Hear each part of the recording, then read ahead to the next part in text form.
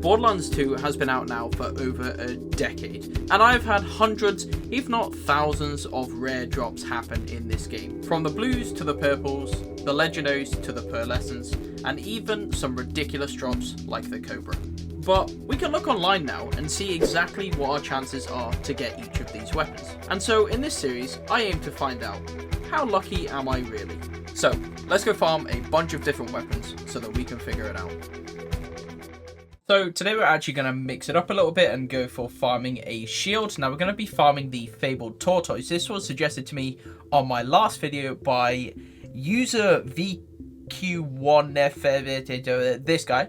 And he says, consider farming a low-leveled Fabled Tortoise and a sniper com for some faster runs. Basically what this means is if we have a low-leveled Fabled Tortoise and a sniper com to minus our shield capacity, what the Tortoise does is it gives you a movement speed increase when your shield is depleted. And if we have something that gives us negative shield capacity, that means our shield is effectively always depleted, so we get that faster movement speed. And this is going to be very helpful for making our runs a little bit quicker. So I figured, why not today? Let's farm the Fabled Tortoise. So thank you very much for the suggestion there. So the Fabled Tortoise is acquired from Blue over in the Caustic Caverns, also can be acquired by a world drop, and it is going to be the Fabled Tortoise win by a hair is the red text. It is a legendary pangolin shield with a 10% drop rate from Blue, and he is going to be found over at the Caustic Caverns. You do first, however, need to complete the side quest for Blue, which is going to be the Safe and Sound quest, which you can pick up from markers over in Sanctuary about halfway through the game. So go ahead and get this quest, and it will have you heading over to Blue's location to kill him. And once you've killed him and completed the quest, then you can go back and farm this guy as much as you want. So our Fabled Tortoise, like we said before, is a 10% rarity drop rate, and we do not care about the parts for now. And like I said the other time, we were going to be trying to farm at OP10 level 80. However, it is not going to make a difference to our drop rate, and since we do want the low-leveled Fabled Tortoise to give us this shield capacity so that we can minus it with our sniper comp, we are going to be farming in normal mode for this one, so the kills are going to be nice and quick. So where we're going to want from here, you spawn into the Caustic Caverns. There is only one spawn point for the Caustic Caverns, and it is going to be another quite long run. So it is going to be handy to get this low-leveled sniper comp to be able to traverse this a little bit quicker, but we've got to jump over the pools of acid and head all the way over to this other side here.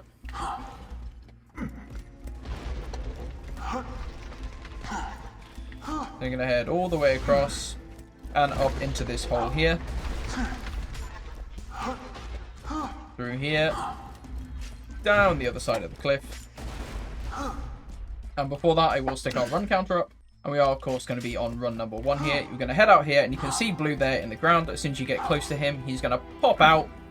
And unfortunately with this guy, he does kind of tend to chuck his loot around a bit, but he is going to be a very easy kill for us here.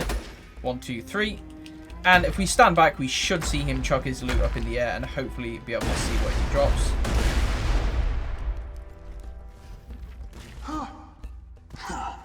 Unfortunately, didn't look like he dropped anything for us there. Like I said, quite hard to see. But no, it doesn't look like he dropped anything for us there. So we'll go ahead and save quit and run it back. Look at him slide there, it's quite funny. I enjoyed that. Oh, there we go. Chucked out, nothing there. What I would suggest for Blue as well is when he spawns out the ground, he does slide forward a bit. Make sure to kill him after he slid forward, otherwise he will chuck his loot absolutely miles away from what I've seen. So if you just let him slide forward first and then kill him, and he should drop his loot normally over to the left-hand side, which is where he chucks this bit of money. So that bit of money that gets chucked out of him there, that is kind of his drop, as well as the Fabled Tortoise, so just be looking out for that to appear. Otherwise, like I said, he can kind of throw it miles in the air. So I'll try and kill him before it does, and we'll see what happens to his loot. There you go, didn't really see anything, because I think we killed him a bit too fast. So it's very difficult to see where his loot drops, so make sure he slides forward first. Nope. So yeah, you don't have to wait for his explosion animation. His drop happens immediately.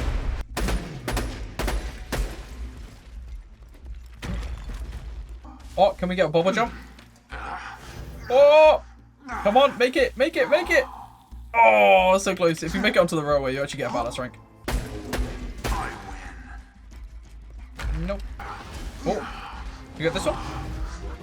Hey, yep. Hey, we made it. Nice. There we go. We got the challenge.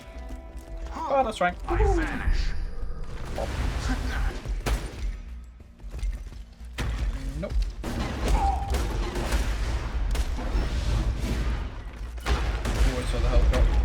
Another interesting thing about Blue actually is he does take crit damage from grenades. So what you can do is you can put a Lady Fist on, which has 800% crit, because his crystals are always crit spots, and then equip a fastball. Obviously, I have a ridiculously high level fastball here, but you can actually use a Lady Fist in your hand and throw a fastball to get a crit fastball on his crystals, which is the only way you can actually crit with a fastball, which is insane.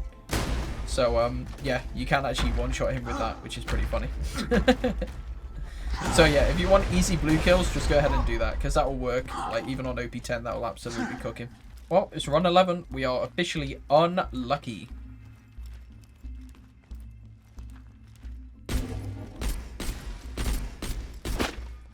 Oh, no, nothing. I disappear.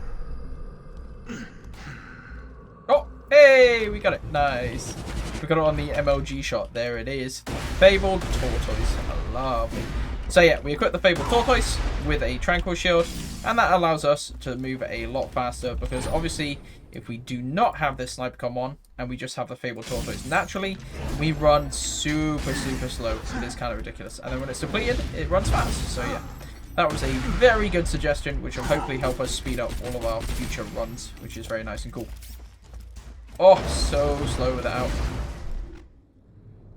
And then we put our Sniper Com, and we're speedy.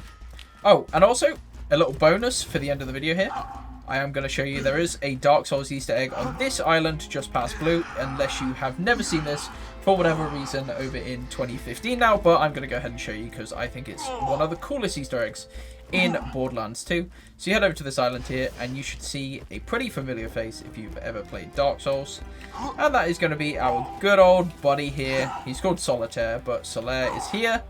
Very cool. And we also have a bonfire that glows quite nicely, as you can see here, with a Krieg buzz axe in the middle, so very nice. So we can now plug the statistics from our drop rates, which is a 10% drop rate chance for Blue, which is a 1 in 10 there, as we can see. 10% is a 1 in 10 chance, and we got it in 12 runs. And this means that this has a 71.76% likelihood of happening now, meaning that we got a little bit unlucky in this run. You can see before the likelihood of our other ones happening are very low for the Hornet and almost 50-50 for the Strikeout. However, for this one, we're going to add a new item now, and it's going to be the Fabled Tortoise with the 10% drop chance, and it took us 12 runs to get it, giving us a 71.76% chance to get it in 12 runs. Meaning if that we had a bunch of you guys running this together, that only 28.24% of you guys would still not have had the drop by 12 runs here. So unfortunately we did get a little bit unlucky here, but so far not too bad, since this is the first run, which has actually been me being more unlucky than the average player. So there it is.